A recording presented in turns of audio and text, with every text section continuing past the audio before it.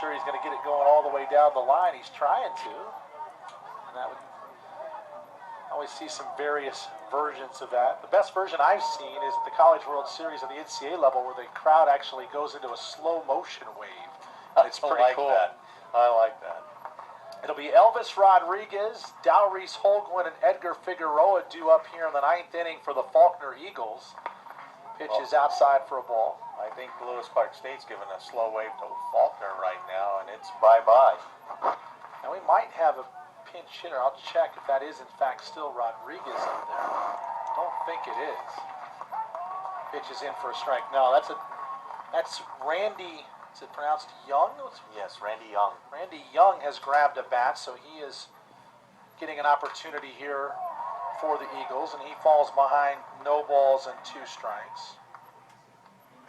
So Young, and then is still Holguin in the on-deck circle, and we'll have to see if they stick with Figueroa, who's due up third.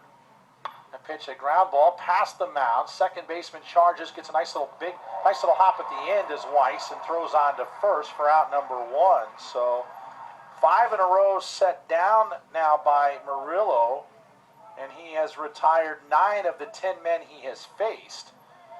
And he's looking, he would get the save because he would have 3 2/3 innings of work, so he would qualify for a save. It would be his 5th, and that would break a tie with David Chartrand, or Cody Chartrand, who we saw yesterday pitch for the team lead. So Murillo looking for his 5th save in support of Steve Thompson, who is in line for his 6th win against just 1 defeat. Pitch is in for a strike to Holguin. Well, unless something drastic happens here, the Warriors have to feel really good about the pitching performances they got today. I mean, a combined shutout, but both pitchers stayed ahead in the count and pitched well. Oh, bad hop over the head of the first baseman, Jackson. He did a good job to get over in front of it. And then the last hop just went bounding over his head. Nothing he could do about it. And Holguin has a base hit, and that's his 2nd of the ball game. And it's the 8th hit overall, and that evens up that category for Faulkner. Looks like Mike Correa is going to pitch hit in this spot.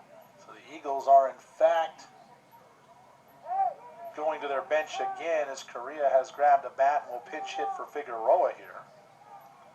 Talked about the opportunities for the Eagles. 9 men left on base today, Bert.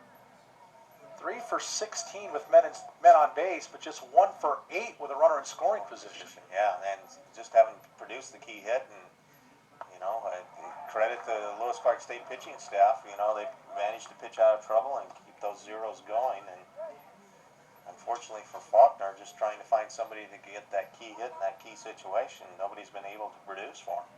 Correa getting his first at bat here in Lewiston. That one is swung on and fouled at the plate, and it's 0-2. He is making his 35th appearance. He's had just 47 at bats, collecting 12 hits for a .255 average.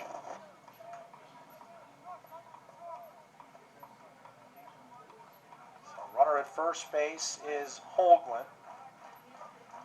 Crowd starting to get into it a little bit more, looking for a strikeout to end it, and there it is. In the at-bat, I should say, not the game. So that would be strikeout number 4 for Murillo. That's 1 better than Thompson, the starter, who went 5 1/3. And now down to their final out are the Faulkner Eagles, and the defending champions trying to get up off the deck here, down a half dozen in the 9th. Sanchez serves one out into center field, coming on and making the catch is Ryan Sells, and that's the ball game. So a fine effort by the Lewis Clark State pitching staff. Steve Thompson and David Murillo combined on an 8-hit shutout. In the 9th, there were no runs, a hit, no errors, and a man left. So 10 left on by the Eagles today, Bert, and they got enough offense, did the Warriors, over those first 2 innings. A quality start. I know it's not defined as a quality start. He didn't go 6 innings, but in my mind, a quality start for Thompson.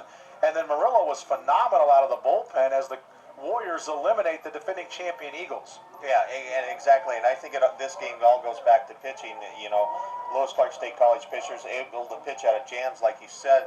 Faulkner leaves 10 on, but the free passes and the hit batters and the wild pitches that just plagued the Eagles early in the game that allowed, Lewis Clark State not only to get base runners, but then on second, on third, and to score really came back to haunt them in this ball game as Lewis Clark State jumped out to a 5-0 lead after 2 innings and then cruised from there. Well, you talked about a little bit of payback in the minds of some of the Warriors after dropping the championship game last year to Faulkner.